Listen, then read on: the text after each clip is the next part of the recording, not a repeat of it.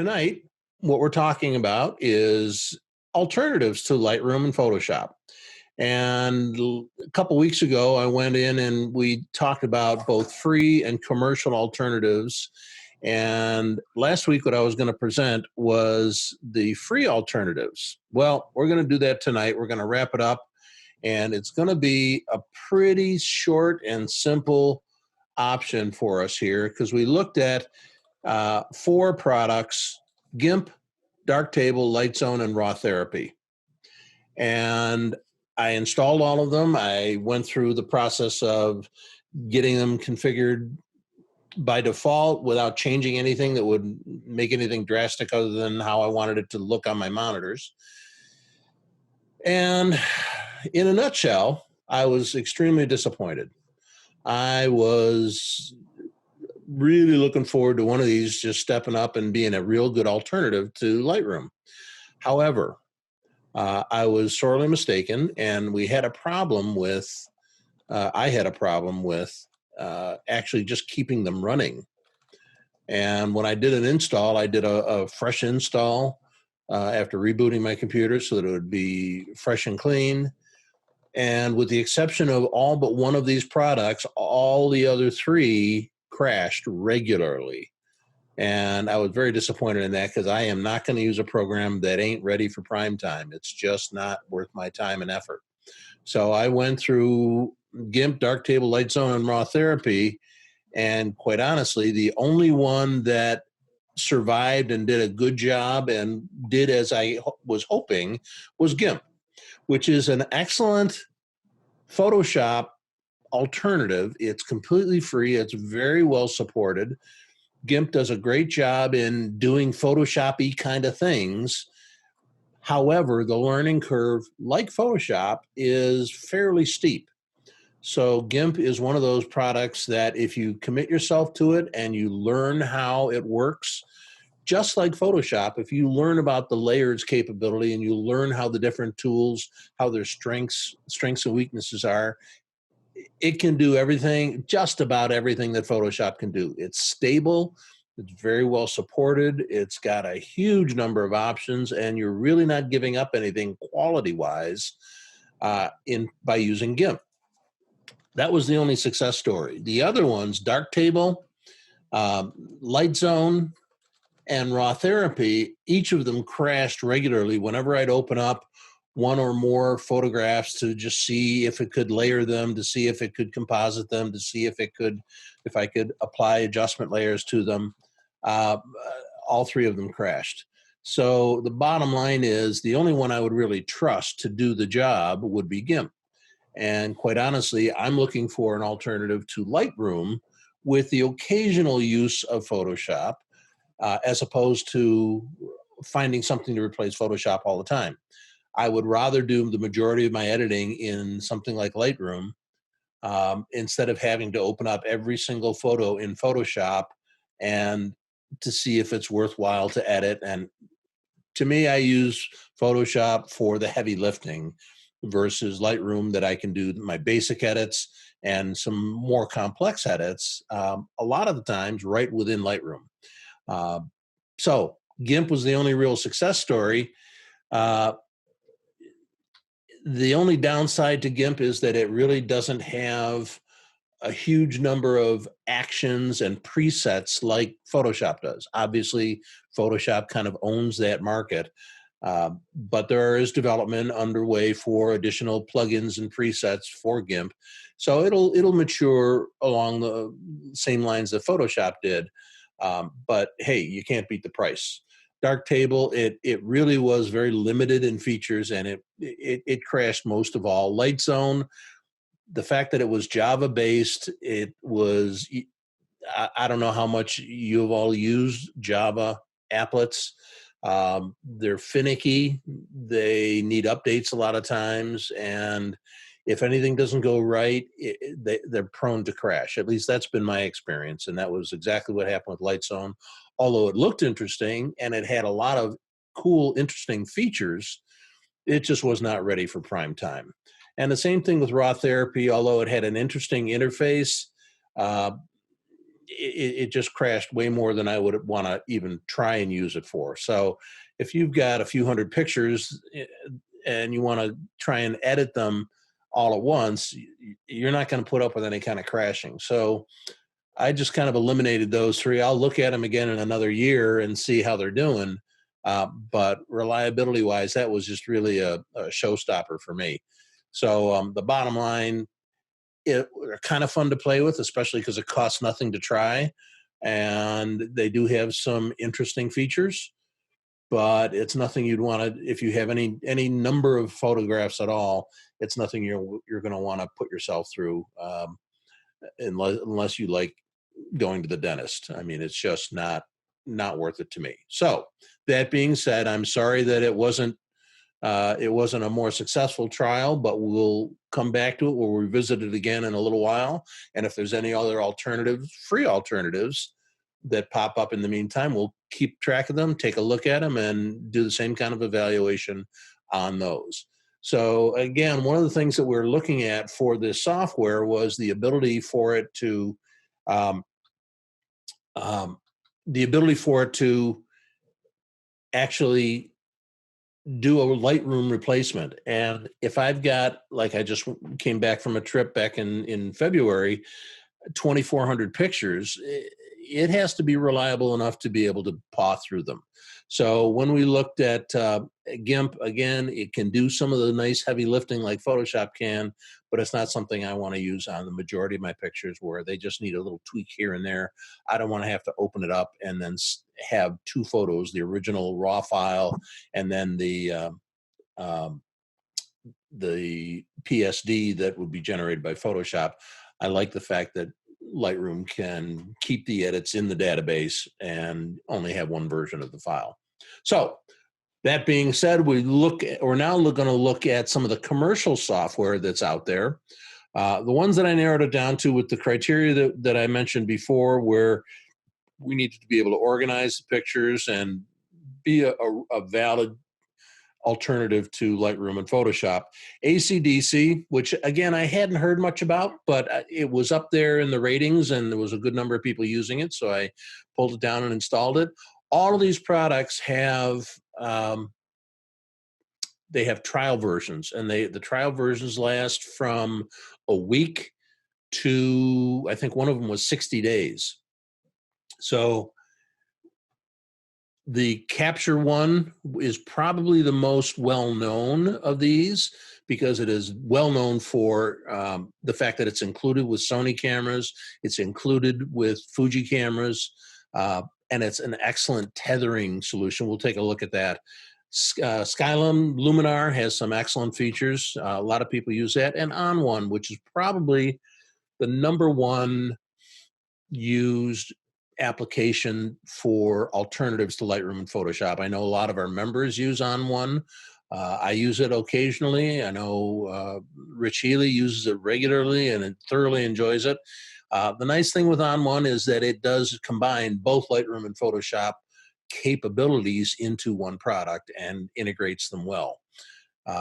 We'll take a look at all of these in a little bit of depth. What I did is I took a wide range of different raw files that I had edited in Lightroom and Photoshop, and I put them in a folder, and then did a lot of the same edits on each of on some of them. I wanted to have a wide variety, so I pick and chose which ones to use in each of these applications, and then did the best I could. I spent about 4 to 6 hours with each of these applications, just learning it like a fresh user would learn it.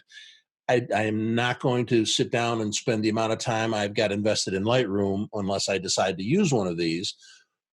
So I didn't get into the really nitpicky things and the multiple layers and masks and all this.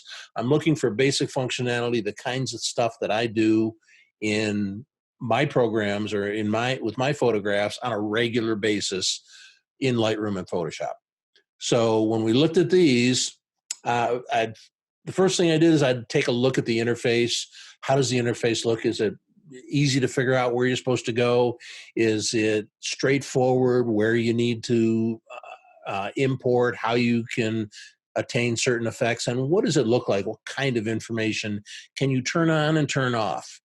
Well, the first program I looked at was ACDC Ultimate. Now, this is a new version for 2020, and it is a good combination. It's similar to On1 and Lightroom and Photoshop in that it has a database. It has a photo organizer where you can import photos in, build previews in. This was one of the programs that I would really, really consider. And again, I hadn't heard much about it, but I was very hard pressed to find things that it couldn't do. It would do just about anything. The only thing, and for me, it's kind of a gotcha, uh, the only thing it couldn't do was a panorama, which, according to their website, they're coming out with relatively soon. But that stitching capability you can get from other products, but that's something that you can do right in Lightroom. Other products, I'll show you what it can do. But ACDC Ultimate has a huge number of features, both for organizing the pictures, where you're able to categorize them. If you look down in the bottom left-hand corner, you have the color coding that you can add, like Lightroom, the color coding, the numbers 1 through 5. And it also has some additional tags that you can apply to it that allow you to find and sort your pictures on a real straightforward way. It does face recognition. It'll allow you to find people by face. Once you identify a certain face, it will then look for every face close to that. And if you say, hey, I've got all these pictures of my family, where are the pictures of my grandson Isaiah, and have him pop up in all the ones where it recognizes his face. That's kind of handy. So it will do all of the editing of the metadata. It'll show you everything it knows about all the pictures. It's got a very good lens profile system built into it, so you can tell it, find my lens, and it will apply the distortion correction for that lens straightforward and do a good job with it. It also did some cool stuff with this dashboard, they call it, where it will basically pull information out of the database and show you your pictures based on different information, what cameras they were taken with, what exposures you use regularly, and it'll automatically draw these charts, which was kind of cool. But when I went through it, it did a very, very good job in organizing and importing the pictures. Very similar to Lightroom. It seemed to be a little bit faster. It has a very complete set of what I'll call developing tools. Like the develop module in Lightroom, all of the things you'd find in Lightroom, you'll find in ACDC Ultimate. It also adds on top of that layer tools, where then you can do additional edits on layers, turn them on, turn them off, mask things, do all kinds of stuff on layers like you would in Photoshop, and it's integrated into the same interface. The interface itself, you can drag panels around and move them where you want, have them show up different sizes, dock them or undock them, so you can if you have a second monitor, you can put other panels on a different monitor. They're not locked into the interface the way they are in Lightroom. Very, very good facial recognition, not recognition, but recognition. And the only downside to this is that it does look a little bit cluttered. If you look at this, until you get used to it, it can look cluttered. And there's some of these things that you can turn on and turn off. On all of these products, I purposely did not go into the preferences to see how much I could tweak it. All of them have preferences that you can turn on and turn off features. I wanted these right out of the box to see how they work, and I'm sure it can be improved. So this one may be one of those things where you could have it less cluttered. When you open up an image and you edit the raw file, it does prompt you to save it as an editable file, a PSD or a TIFF. It does not save the edits in the database. It saves it inside that file like Photoshop does. So you don't see those edits in the original raw file, which is fine. We don't want it editing our raw files, but it doesn't apply them through the catalog, like the Lightroom catalog does. The only thing that I really found that was a kind of a gotcha, and I didn't realize until after I looked at these again, is that you can tweak and tweak and tweak, and some of the pictures look over processed. And I can, if we have time at the end of this, I'll show you some of the edits that I did. They can look over processed, too HDRE, or too much sharpened too much, and that's just my inexperience with the tool. But overall, it was a very reliable. It didn't crash once. Very reliable tool. It's currently around $90. It's normally, I think, about $130, $140. They have a sale on currently, $90. But I would highly recommend it. At least try the trial. It's well worth it. If you're considering Lightroom, you might want to try it. Give the trial a shot. It is a decent program. Then we go on to Affinity Photo. Now this Affinity Photo, very strong. This is probably the best alternative to Photoshop that I found. A very solid product. Does everything that I could find in Photoshop to do with a picture.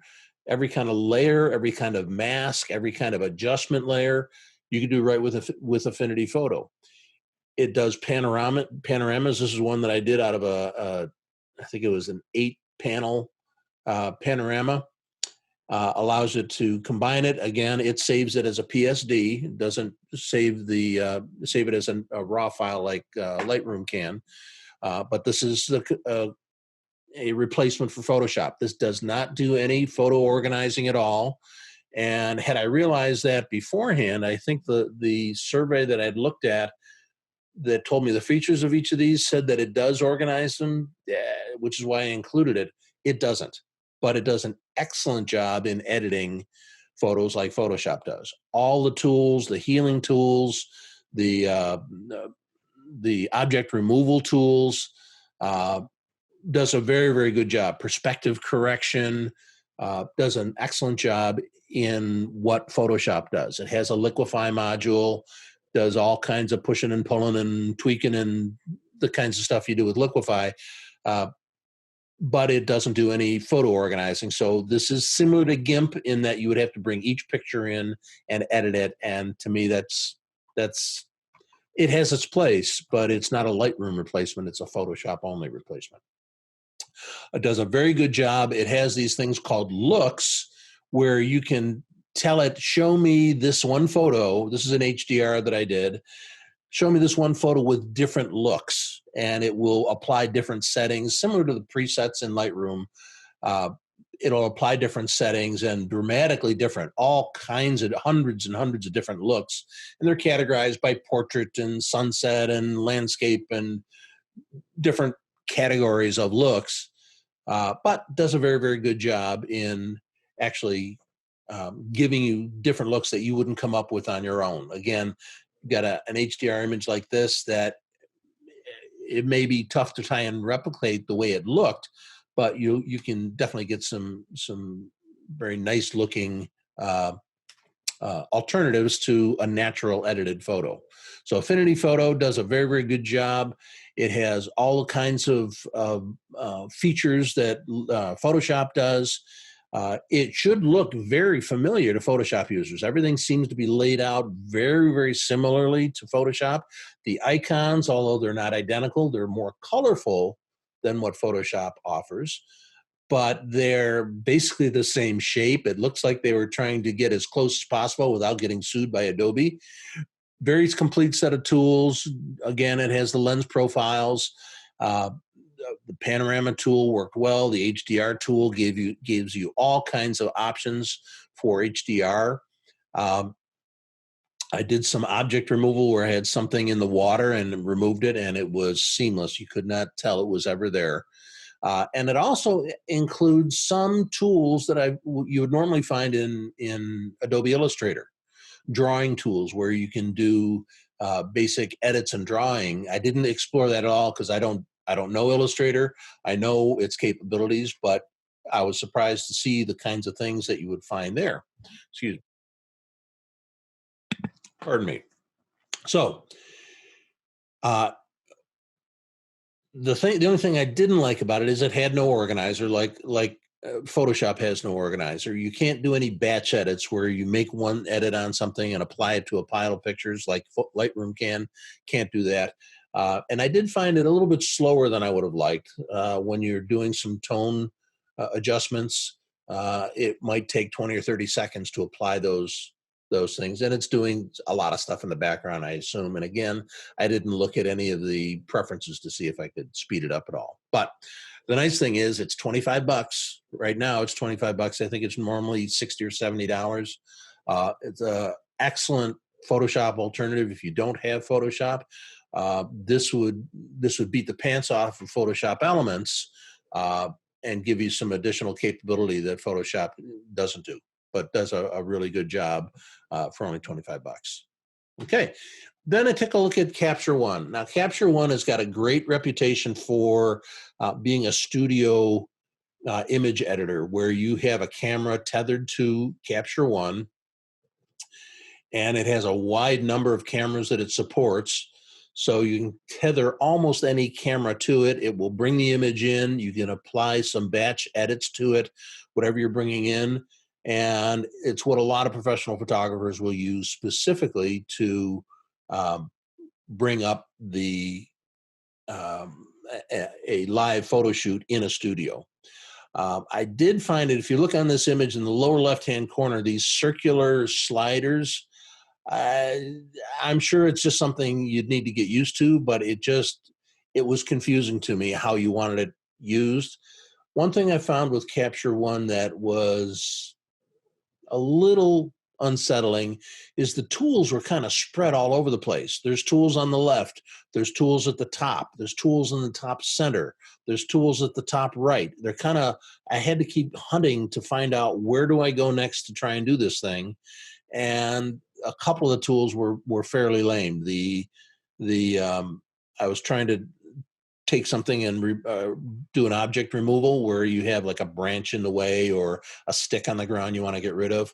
All it has is a dust removal tool, and it does a great job at removing dust specks, but it's a set size and it's a single click. You can't cover an oddball area. It's a circular dust removal tool, and that's it. It doesn't do any other kind of object removal.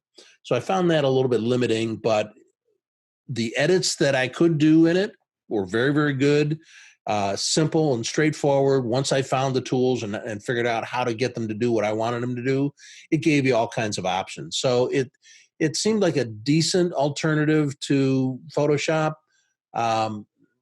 It does have a gallery view of your pictures, so it doesn't help you organize them at all, but it shows you your pictures in a gallery view so that you can pick and choose them from within the interface as opposed to doing a file open. So it does that. This is the gallery view, and you can browse through your pictures and kind of find them. It will help you to import from another drive or from an SD card, but it doesn't really give you any organization capability. It shows you where your pictures are and lets you edit them from there one at a time. So it was weak on the Lightroom end of it, heavy on the Photoshop, but some of the tools within it were a little less than I would have expected. Did a decent job with what I could do, but I wouldn't jump to it, especially since the price is fairly hefty. You can purchase it for almost $500, $448. You can get a subscription for $20 a month. Obviously, that's the way they want you to go. It is extremely stable. It never crashed once. Does a great job in actually tethering your camera. But as far as an organizer, I wouldn't count on it at all. I mean, it's as much of an organizer as the Macintosh Finder or Windows Explorer is. It shows you your pictures where you put them, but it doesn't help you do anything with them or search for them or categorize them from what I could see. And again, it may be one of those features that's buried, but then again, why would you bury something that is kind of the starting point for most pictures? So, hey Chris, yeah. Can I interrupt for a second? I just got a message that said that we are now at unlimited minutes for this meeting. So you're not, it appears to be releasing you from the 40-minute limit. So we'll see what happens. Yeah. I've got a timer going. We've got about 10 minutes left, and I should be able to wrap it up. What we can do, if we want, we can go ahead and restart this meeting again. If we want to continue on, we can use the same meeting ID and the same password and come back in again if we want to. But I've only got a few minutes left, so I'm going to go for another 8-10 minutes, and we should be ready to roll. Okay? Okay. All right, we'll No try problem. that. Okay, moving on to Luminar. Luminar is one of those programs that it's getting all kinds of press. They're doing a lot of advertising. It's an excellent editor. Excellent editor. Does a phenomenal job. It has some very specialized tools. This is it does do panoramas. This is the panorama that I did right within Lightroom. That's the colors as I remember them. Did a great job, but it has these other filters that you can apply to it that will allow you to do a sky replacement, and does it very, very well. And I tried a few of these and just said, okay, well, with that same panorama that it built, how do I replace these skies and what can I make it look like? And I just took the most dramatic ones just so it'd be obvious. There's all kinds of other ones, but it will automatically mask and find and allow you to configure this so that you can put all kinds of different skies in it and keep your base image the same. So if you have one of those lovely Rochester gray days, cloudy days, it gives you, and these are not my skies, these are Skylum's skies that they provide with it, and you can download quite a few more too. But that was one of the cool things that you can do with any photograph that has a sky, and it does not only sky replacements but other object replacements.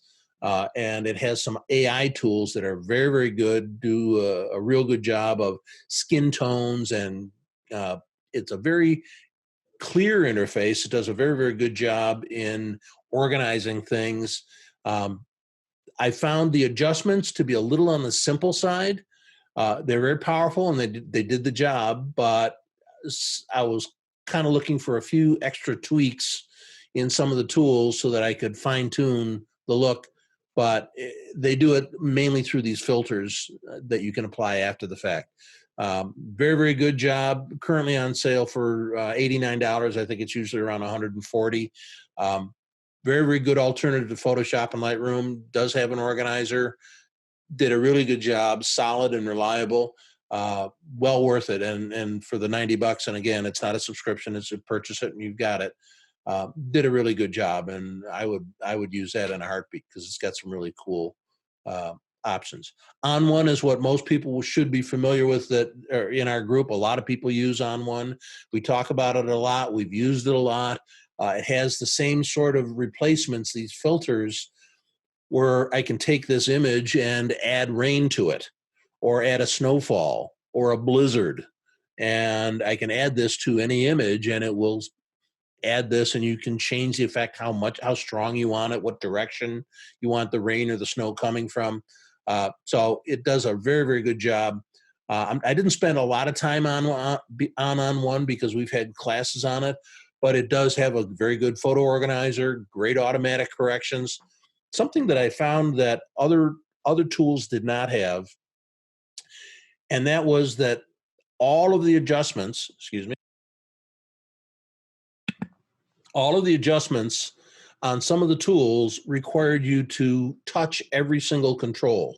You had to kind of know the ins and outs of every single tool to be able to apply it correctly. I like the capability of clicking on an automatic so it adjusts the exposure and gives me kind of a starting point where I can then make it look the way I want it to look. And On1 will allow you to do that. It does merge panoramas. It's not very quick, but it does merge them. I used some kind of extreme panoramas, so it was probably the same length of time as Lightroom did, but it uses the raw files, and then again, it creates its own On1 panorama file, similar to a PSD, but it's its own proprietary format. Very, very good, excellent competitor. Right now, it's on sale for $50. Great competitor to Lightroom and Photoshop. And again, you can buy it, own it for $50. Maybe you only want to update once every other year. You can do that. They have a subscription model where you can get updates. You purchase the software and then you get updates for a minimal, like $20 or $30 a year for the update. So it does a very, very good job in being price competitive. And they're probably the top competitor to that Lightroom Photoshop bundle that we're used to getting. So that is the majority of it. I went through all of these different options on each of the programs and took a look at what they could do. Most of the programs did most of the things well. There was a few that fell down hard, including Lightroom. Doesn't do great with GPU acceleration.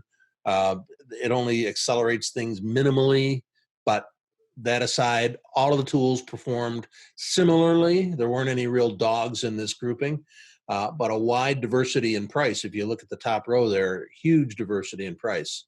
So it's the kind of thing that you need to be aware of, that not everybody's software is up to the task.